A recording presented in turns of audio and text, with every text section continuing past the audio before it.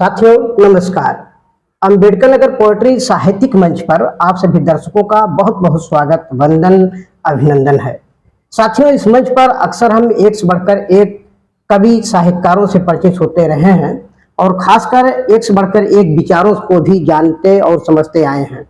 आज बड़ी हर्ष की बात है और बताते हुए भी हमें बड़ा हर्ष हो रहा है कि हमारे बीच एक ऐसे ही विद्वान और साहित्यकार उपस्थित है, बैठे हुए हैं। मैं चाहूंगा कि आज आपके विचारधारा को आप तक पहुंचाने का कार्य जरूर किया जाए, क्योंकि वास्तव में विचार ही हमारे जीवन को आगे ले जाने में हमारे जीवन को सार्थक बनाता है। तो मैं चाहूंगा कुछ विचारों से जरूर हम लोग परिचित हों। मैं चाहूंगा कि आपसे आपका जरूर परिचय कराऊं। सर, आपका हमारे मंच पर बहुत बहुत स्वागत है। ऐसा संक्षिप्त परिचय हमारे दर्शकों को जरूर। सर, आप मेरे परिसर में, मेरे विद्यालय में आए, मैं आपके मंच को हृदय के अंतिम उद्गारों तमतहों से आपका स्वागत करता हूं।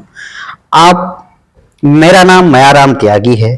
मैं बहुत ही गरीब परिवार से, मेरी माँ कटिया निरौनी करती थी और मैं इतनी अभाव में पढ़ा। मैं शुरू से बहुत प्रयासरत रहा, मैं सिविल परीक्षाओं की तैयारी करता रहा, लेकिन मेरा मन एक शिक्षक बनने की, मेरी अंतरात्मा हमेशा कहती थी कि आप ऐसा व्यक्ति बनो जो दुनिया को एक मिसाल दे। बिल्कुल।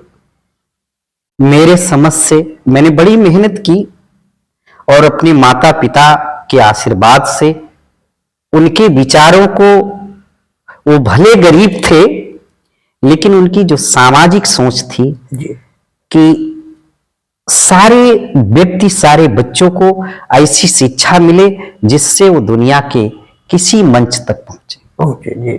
जी। इसी के तहत मैंने मेहनत किया और पढ़ा। उनके आशीर्वाद से मुझे इंटर कॉलेज खोलने का सौभाग्य प्राप्त। बहुत अच्छा। जी। मैं गरीबी में रहते हुए अपने सच्चे पथ पर चल करके ऐसा किया। बिल्कुल। मेरी सोच भारत में वैज्ञानिकता को लाना जी तथा साहित्य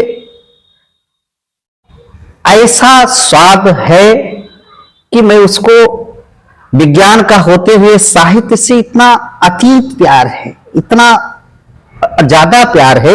मैं सोचता हूं कि साहित्य मेरे शरीर का गहना है और निश्चित ही हमारी भारत माँ की मस्तक की बेदिया है। अगर ये मैं थोड़ा सा रोकूंगा आपको। जहां तक मैं आपका परिचय जान पाया, वास्तव में आपने किस परिस्थितियों को देखते हुए, झेलते हुए आगे बढ़ा है और आज यहाँ तक पहुंचे हैं कि आप शिक्षा का केंद्र का एक बिंदु बन चुके हैं, आप स्वयं और आपका वो स्थान भी जो सोचा आपने वो पाया। खासकर मुझे ये समझ में आ रहा है कि हार कर हालात से न हार होना चाहिए, कंटकों से पथ भरा स्वीकार होना चाहिए। तो बिल्कुल कहीं ना कहीं आपने इसको यथार्थ में बदल दिया है। आज ये बिल्कुल बहुत अच्छा लगा ये बातें सुनकर। आपने अभी बताया कि आप साहित्य के बड़े प्रेमी। मैंने एक चीज सोचा, संघर्ष विश्व है क्षेत्र यहाँ, सिसकी भरना पागलपन है, चुपचाप जहर को पी लेना, मुस्का देना ही जीवन है। बहुत अच्छा जी। मैं अपने जीवन के संघर्ष को किसी को दिखाने के लिए, अगर आप अपने दुख को किसी के सामने ले जाते हैं सर ना, तो पट्टी मरहम हर घर में नहीं है, लेकिन नमक जरूर है। जी।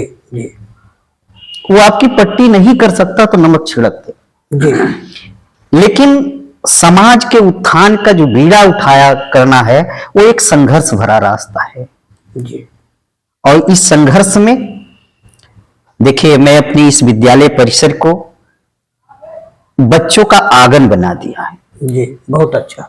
जिस चीज का भौतिक परिवेश अच्छा ना हो, वहां मन नहीं बसता, और जहां मन नहीं बसता वहां ज्ञानेंद्रियां इकट्ठा नहीं होती और व्यक्ति के अंदर सीखने जैसी कुछ बचता नहीं है। जी, बिल्कुल सही कहा सर आपने। और इसी कड़ी में आगे बढ़ते हुए आपसे जरूर जानकारी चाहूंगा कि अक्सर आपने अभी कहा भी कि साहित्य से आपका बहुत लगाव रहा, जी, बहुत जी, प्रेम रहा जी, क्यों ऐसा रहा कि साहित्य ही आपको कहीं ना कहीं प्रभावित किया? जी। और साहित्य के क्षेत्र में आपकी अब तक की उपलब्धियां क्या रही है? सर साहित्य मैं तो साहित्य को उस तरह समझता हूं जिस तरह स्वाद होता है ना। जी। अगर मेरे पास साहित्य ना हो और वही उर्दू लिखा होता है, जब मैं किसी उर्दू वाले व्यक्ति के पास बैठता हूं तो जब वो पढ़ता है ना तो मेरे अंदर से एक उद्गार निकलता है कि मैं भी क्या लिखा है, जानने की बहुत इच्छा होती है। जी। लेकिन जब नहीं समझ पाता तो मैं अपने आप को निराश पाता हूं। तो साहित्य वह दर्पण है जिससे हम अपनी बात को हर व्यक्ति तक सहज रूप में पहुंचा देते हैं। जी। यद्यपि मैं विज्ञान का छात्र हूं, विज्ञान का छात्र रहा, विज्ञान का अध्यापक रहा, विज्ञान साइंस एक इंटरनेशनल लैंग्वेज, जी। और उससे हम समाज को कनेक्ट नहीं करते। साहित्य समाज को कनेक्ट करता है। जी। जिससे हम अपनी बातों के उद्गार को हर समाज में, हर जगह सहजता पूर्वक पहुंचा लेते हैं। बिल्कुल। और कहीं ना कहीं जन कल्याण की भावना, जन कल्याण की बातें साहित्य ही बताता है। हम प्रेमचंद जी ने कहा है, आपका वास्तविक शिक्षा उस दिन पता लगेगा जिस दिन आप समाज में होंगे। बिल्कुल, बहुत सही। जी। अब हम यहां विज्ञान के हैं, मैथ के हैं, तो हम कह रहे हैं sine cos alpha equal to P है जी। तो यह बात या न्यूटन के नियम को हम बोलते हैं, आर्किमिडीज के सिद्धांत को बोलते हैं। तो वह सिद्धांत वही व्यक्ति जान पाएगा जो विज्ञान से में होगा, जो विज्ञान की भाषा को समझता होगा। लेकिन साहित्य समाज को लेकर चलता है। जी। जी। साहित्य जो होता है वो समाज को लेकर चलता है, और जिसमें समाज में एक गांव की भाषा, मातृभाषा से लेकर के राष्ट्रभाषा तक जोड़ने का काम करता है। और खासकर ये भी कहा जाता है कि समाज सामाजिक संबंधों का जाल है। जहां समाज नहीं, यही मेरे समाज शास्त्रियों ने कहा है। जी। व्यक्ति होना वह उसकी निजी बात होता है, लेकिन व्यक्ति का सामाजिक होना वो उसकी जीत होता है। बिल्कुल, बहुत सही। जी सर, सही। उसकी जीत होता। अगर हमारे अंदर सामाजिकरण नहीं है तो फिर हम पशु के समान। जी। जी सर, पशु के समान है। मैं साहित्य को धर्म समझता हूं। अब ये धर्म क्या है? धर्म है धारण करना। जी। धर्म को कभी काटा नहीं जा सकता, धर्म को कभी काटा नहीं या उसको गलत नहीं किया जा सकता। जैसे पानी का धर्म है ठंडा करना, बुझाना। आग का धर्म है जलाना। ये जहां रहेंगे अपने गुण को दिखाते रहेंगे। जी। अगर कहिए कि पानी से हम जल जाए, जब तक उसको गर्म नहीं करेंगे तब तक जलेगा नहीं। जी। जी। लेकिन एक होता है नैतिकता का धर्म, और ये नैतिकता हम भारत में रह करके साहित्य के निकट जान करके समझते हैं कि नैतिक कर्तव्य मेरे क्या है। जैसे अभी ही कोई व्यक्ति का एक्सीडेंट हो जाए, किसी व्यक्ति का, तो मेरा नैतिक धर्म है कि सबसे पहले उसका इलाज कराए, बाद में उसकी मजहब या अन्य चीजों को जाने। जी, बिल्कुल सही कहा सर आपने। पहली बात मैं कहता हूं कि साहित्य ने कार ने कहा है, पहली शर्त है इंसान का इंसान होना, बाद की बात है हिंदू या मुसलमान। बिल्कुल, बहुत सही सर। जी। हमारा धर्म, जब हमको लहू की जरूरत होती है ना, तो पैकेटों पर लिखा नहीं होता है। ये मुझे भारतीय होने का गौरव है, ये मेरी साहित्य मुझको बताती है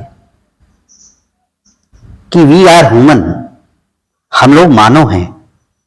लेकिन सर मैं थोड़ा सा आपको रोकना चाहूंगा, और इसी पर लेकर मेरे मन में प्रश्न उठ रहा है कि आज की पीढ़ियां जो है साहित्य से काफी दूर होते चले जा रहे हैं, और साहित्य को नहीं समझ पा रहे हैं। इसकी क्या वजह हो सकते हैं? इसका परिणाम क्या हो सकता है? देखिए सर, मुझको लगता है कि आज के दरमियान विज्ञान की भाषा और साहित्य में अगर मैं देखूं तो जो अनुशासन पहले हुआ करता था वह अनुशासन टूटकर किशोरावस्था की परिभाषा को चेंज कर दिया। इस किशोरावस्था में हम लोग भी युवा हुए, लेकिन संस्कृति और संस्कार कभी भूले नहीं जी। संस्कृति और संस्कार कभी भूले नहीं, और शिक्षक की मर्यादा को सदैव भी कलयुग से द्वापर तक, सतयुग से त्रेता तक शिक्षक की पूजा होती थी ना जी। लेकिन आज क्या होता है, शिक्षक को जब देखो, जो चाहे, जब चाहे, जहां चाहे वहां उसकी आलोचना हो जाती है। बिल्कुल। पहली बात, अगर व्यक्ति, बच्चा संस्कार नहीं लेता है, एक होता है अर्जन और एक होता है अधिगम। अर्जन का अर्थ होता है कि बच्चा मां की गोद से अर्जन करता है जी। इसके लिए कोई माहौल की जरूरत नहीं होता है। मैंने लिखा है, शिक्षा मां की गोद से शुरू होती है जी। अब वह मां, वह समाज, वह संस्कृति कितना संस्कार और अनुशासन दिया है उस पर निर्भर करता है। बिल्कुल। एक दूसरा कारण है कि पर्यावरण परिवर्तन इतना ज्यादा हो गया है कि 10 साल का बच्चा 15 साल की मैच्योरिटी दिखाने लगा है जी। और इसके अंतर्गत यह विचारधारा उन बच्चों में शिक्षा के प्रति निगेटिविटी पैदा कर दिया, जिससे हमारा समाजी प्रभाव, हाँ, समाज पर प्रभाव पड़ रहा है जी। ये हम लोग संचार के माध्यम से, इंटरनेट के माध्यम से अच्छी अच्छी चीजें जानते हैं जी। लेकिन हमारा बच्चा मोबाइल में इतनी ज्यादा लत लग गई है उसकी कि अगर मैं कह दूं कि बेटा ये करके आओ तो वो उस बात को तुरंत नहीं कर पा रहा है। वो सोचता है अभी कुछ मैं रील को देख लूं। जी। जो पुराने लोग होते थे वो अपने माता पिता के प्रति और उनकी परिस्थितियों को संदर्भित रख करके अपनी गरीबी में शिक्षा ग्रहण कर लेते। जी सर, मुझे लगता है कि जो हमारी परिस्थितियां होती थी, हमारे माता पिता के जो परिस्थितियां होती थी, जी जी, और शायद उसके वजह से, क्योंकि मानव मस्तिष्क का ये स्वभाव ही है, वो हमेशा चेंजिंग चाहता है, हमेशा के अलग परिवर्तन चाहता है जी। और स्थायित्व भी चाहता है जी। क्योंकि स्थायित्व तो हमें नहीं मिल पा रहा, हमारे मन मस्तिष्क को परिवर्तन तो मिल रहा है, एक से बढ़कर एक परिवर्तन हमारे सामने आ रहे हैं। जी जी। लेकिन स्थायित्व नहीं हो पा रहा हमारा मन मस्तिष्क, शायद इसकी वजह से भी हम कहीं ना कहीं परिवर्तन नहीं पाते जा रहे, आगे बढ़ते चले जा रहे हैं। हाँ। और जो वास्तविकता हमारे संस्कार की है, हमारी मानवता का है, जनहित कल्याण की भावना की है, शायद इसको हम समझ ही नहीं पा। सर देखिए, अभी मैंने कहा मेरी माँ ने खुरपी निराई कटौनी करती थी जी। मुझे उनके दिनों को याद रहा और उनकी कठिनाइयां मुझे संदर्भित करती रही। जी। मैं 2003 में अपने पिता के लिए प्राइवेट में रह करके कार खरीदा जी। और आज के संदर्भ में बच्चे माता पिता की बात को, सभी बच्चे नहीं, ग्रामीण क्षेत्र के बच्चे का माहौल बदल गया है जी। वो परिस्थितियों को समझ नहीं पाए। बिना अभाव के कोई व्यक्ति कोई खोज नहीं करता, बिल्कुल बिल्कुल, कोई प्रायोगिक नहीं होता, प्रायोगिक नहीं होता। मतलब वो आगे बढ़ने की जो गति है, जी जी, या जो चेष्टा है, वो भी शायद संभव, वो क्षीण होती जा रही और हम लोग जब अभाव में थे कुछ कर गुजरने की क्षमता थी जी। लेकिन आज के बच्चों को उनके दैनिक जीवन की आवश्यकताओं को पूर्ति हो जा रही है जी। इसलिए वो नवीन खोज की तरफ नहीं अपना विचार कर रहे हैं जी। पहले हम लोग नकल करते थे कि देखो वो ऐसा कर रहे हैं, हम भी ऐसा करें जी। लेकिन अच्छा सर, इस परिवर्तन में जी साहित्य की क्या भूमिका रही? अक्सर हमने ये सुना है, देखा भी है, अपने जीवन में कई जगह ये उदाहरण भी पाया है जी। कि जब हमारे पिता हमारे माता पिता हमको डांटते थे, समझाते थे, जी। कहीं ना कहीं वो कबीर दास जी की नैतिक जो नीति के दोहे थे, जी। रहीम दास जी की नीति के दोहे थे, या और भी प्रकार के जो प्रेरणार्थक रचनाएं होती थी, उनकी कुछ पंक्तियों से हमें डांटा समझाया जाता जी जी था। और शायद आज उसका प्रभाव बिल्कुल कम हो गया। मुझे लगता है साहित्य का भी प्रभाव है कि ये साहित्य हम तक नहीं पहुंच पा रहा जी, है, जी। उसकी अच्छी चीजें हम तक नहीं पहुंचने को पा रहा है, जिसका परिणाम ये है कि हम कहीं ना कहीं एक अलग दिशा में ही चल पड़े। भाई देखो, कबीर क्या थे? कबीर एक अनपढ़ थे ना, जी लेकिन कबीर एक समाज सुधारक थे, जी और कबीर एक महान कवि भी हो गए ना। जी जी उन्होंने समाज को एक दिशा दी। जी आज हम पढ़े लिखे हो करके आज उनके साहित्य को ही पढ़ करके जी उदाहरण प्रस्तुत करते हैं। बिल्कुल ये है साहित्य। जी लेकिन बच्चा क्या है? बच्चा हाईटेक हो गया है। हाँ वो कबीर, नानक, तुलसी की बात को ये सोचता आम बात है, बिल्कुल बिल्कुल आम बात सोच के वो टाल देता है। वो ये नहीं सोचता कि इनकी प्रासंगिकता आज भी है, कल भी है और हमेशा रहेगा। जी और वो साहित्य से कटता हुआ जा रहा। जी और जहां साहित्य नहीं होगा वहां समाज नहीं होगा, और जहां समाज नहीं होगा वहां हम एक मानववादी विचारधारा रख नहीं पाएंगे। बिल्कुल बिल्कुल बिल्कुल सही बात सर, है? सही बात है। बिल्कुल सर, आपको बताएं आज के इस कार्यक्रम में आपने जो भी सुना, जैसे भी सुना हो, आपके मन को यदि आज की बातें छू गई हो तो जरूर कमेंट बॉक्स में आप प्रतिक्रिया जरूर दीजिएगा।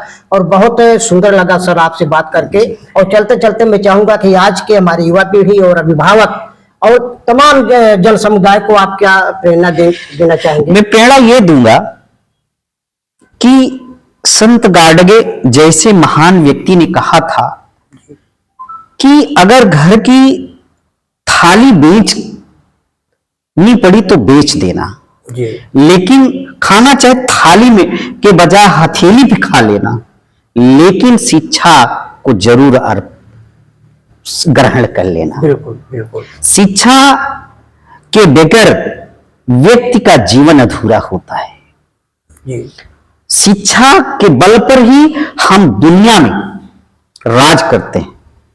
जी जैसे कि सर तोता ना कई भाषाओं को पढ़ लेता है, हाँ लेकिन उसकी अपनी कोई भाषा और कोई साहित्य नहीं रहता। और जिस व्यक्ति का साहित्य होता है ना, वो दुनिया पे राज करता है। जी साहित्य हमारी भाषा की एक स्वर्णिम कड़ी है, और ये कड़ी जिसके गले में और जिसके कंठ पे सवार होगी ना, वह समाज को भाषा के द्वारा राज कराएगा। बिल्कुल एक नई दिशा दे। एक नई दिशा देगा। अंग्रेज आए मेरे देश में ना, जी उनको व्यापार करने में तकलीफ हो रही थी, तो उन्होंने अपनी भाषा को पहले ले आया। और जब हम उनकी भाषा को नहीं समझते थे तो हम भी उनके लिए कुछ नहीं थे, और जब वो हमारी भाषा को, तो वो हमसे व्यापार करना सीख गए। हाँ ठीक है, तो अगर मेरे पास अपना साहित्य रहेगा तो मैं कहता हूं मैं विश्व पर राज करूंगा। बिल्कुल बिल्कुल कहीं ना कहीं। और भारत मां की उस विद्या को और भारत मां की उस मस्तक को इसी साहित्य के बल पर हम विश्व गुरु के ताज को पहन सकते हैं। बिल्कुल बिल्कुल आदमी, बहुत अच्छा लगा आज के इस कार्यक्रम में आपसे बात करके सर। और मैं चाहूंगा कि हम यहीं पर विदा लें और फिर जल्द ही अपने दर्शकों के बीच उपस्थित होंगे ऐसे ही विचारों के साथ। जी, जी। तब तक के लिए सर। नमस्कार।